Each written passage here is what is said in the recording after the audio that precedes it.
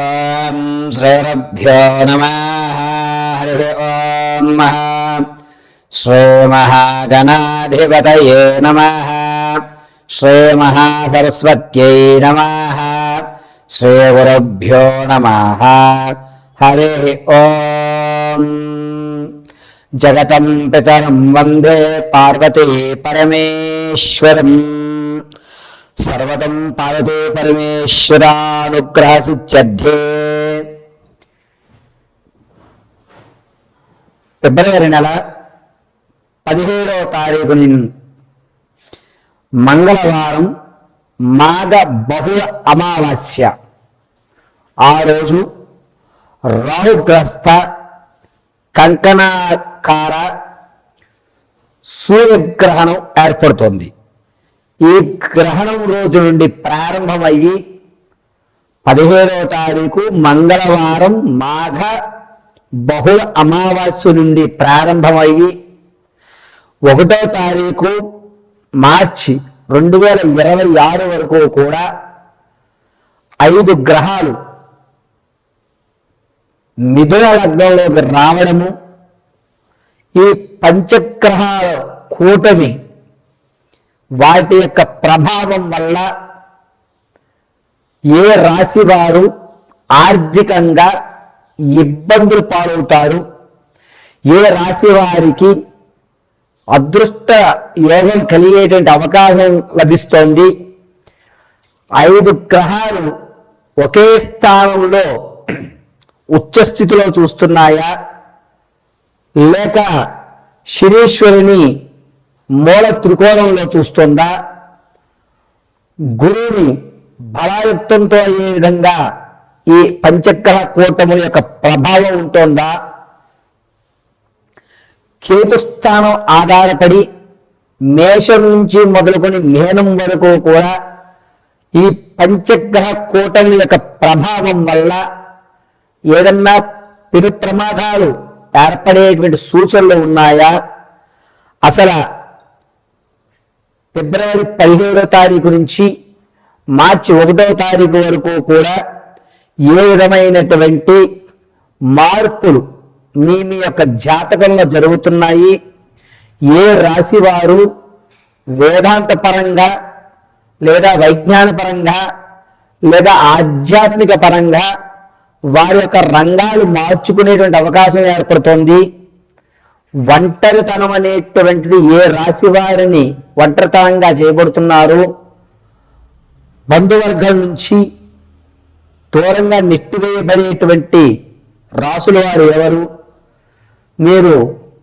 ఈ 17 నుంచి 1వ తారీఖు వరకు కూడా ఆర్థికంగా నిలబడ్డానికి మాకు ఈ పంచగ్రహ కూటమి ఏ విధంగా సహకరిస్తుందా గురువుగారు, ఈ 15 నుంచి 1వ తారీఖు వరకు ఉండేటువంటి రోజుల్లో మేము ఏదన్నా పరిహారమో మంత్రజపమో అనుసరిస్తే మా జీవితంలో మార్పులు సంభవిస్తాయా అనేటువంటి పూర్తి విశ్లేషణ మనం పరిశీలన చేసుకుంటూ ఉంటాం.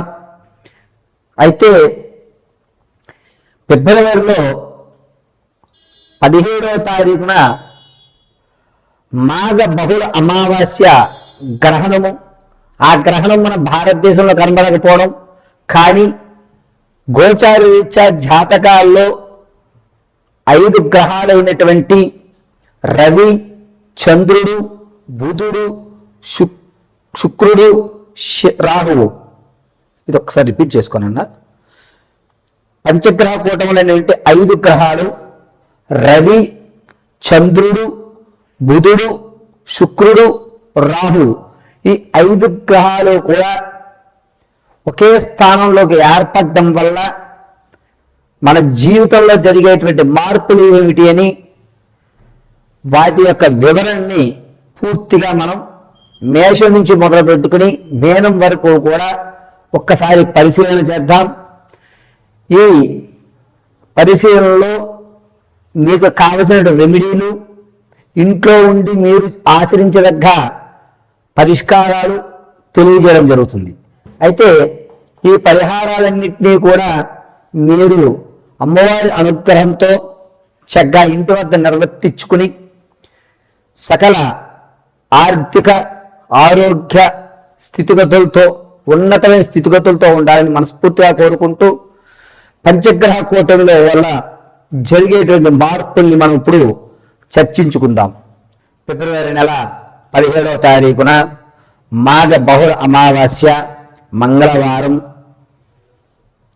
ప్రారంభం నుంచి 1వ తారీఖు మార్చి 2026 వరకు కూడా సింహరాశి వారు ఆర్థికమైనటువంటి స్థితిగతులు ఏ విధంగా ఉండబోతున్నాయి అనే విషయానికి వస్తే కనుక, ఇంతకు ముందు మీరు ఏ విధమైనటువంటి ప్రణాళికలు అయితే అమలు చేస్తున్నారో ఆ ప్రణాళిక అలాగే ఉంటుంది.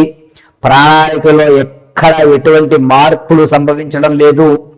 పైగా నూతన పరిచయాలు ఏర్పడడం వల్ల ధనాన్ని ఎక్కడ ఇన్వెస్ట్ చేయాలి, ధనం ఎంత జాగ్రత్తగా ఖర్చు పెట్టుకోవాలి అనేటువంటి విషయాలను కొత్తగా నేర్చుకుంటూ ఉంటారు. మీలో కొత్త అనుభూతులతో మాటలతో ధనాన్ని ఏ విధంగా సంపాదించాలి అనేటువంటి విషయాన్ని తెలుసుకుంటుంటారు. పైగా రుణం ఎవరికైతే మీరు ధనం ఇవ్వాలి అనేటువంటి ఉందో ఆ రుణాన్ని 68% పూర్తి చేస్తారు. ఏది ఏమైనా సరే ఆర్థిక పరంగా సింహరాశి వారు కాస్త నిలబడుతున్నారు అనే విషయం, నిలబడ్డారు కాదండి, ఖచ్చితంగా చెప్తున్నాను, నిలబడుతున్నారు అనేటువంటి భావన అయితే ఏర్పడుతుంది. అదే ఆలోచన అదే తెలివితేటలు మీరు జీవితంలో కొనసాగించగలిగితే కనుక ఖచ్చితంగా మార్చి తర్వాత మీరు ఆర్థికంగా స్థిరపడతారు. ఈ 17వ తారీఖున గ్రహణం రావడము అది మన భారతదేశంలో లేకపోయినా 5 గ్రహస్థానాలు మిథున లగ్నంలో ఉండడము, కేతువుని మూల త్రికోణయుక్తంతో చూస్తూ ఉండడం వల్ల సింహరాశి వారికి గౌరవ ప్రదానం పెరుగుతాం. ఇతను వల్ల ఏదన్నా కొత్త పరిచయాలు ఏర్పడి మనకి అవ్వాల్సినటువంటి పనులు త్వరగా పూర్తి చేసే అవకాశం ఇతని దగ్గర మాత్రం లభిస్తుందని మాట రావడము, మిమ్మల్ని అందరూ అప్రోచ్ అవ్వడము, దాన్ని ఉపయోగించుకుని 2 రూపాయలు సంపాదించుకునేటువంటి మార్గం రావడం అనేటువంటిది ఏర్పడుతోంది. ఇది ఖచ్చితం. అంతేకాకుండా ఈ 17వ తారీఖు నుంచి 28వ తారీఖు మధ్యలో మీకు రావాల్సినటువంటి తాత ముత్తాతల ఆస్తి ఏదైతే ఉందో కోర్టులో అది మీ చేతికి చెక్కడం అనేటువంటిది అద్భుత అవకాశంగా చెప్పవచ్చు.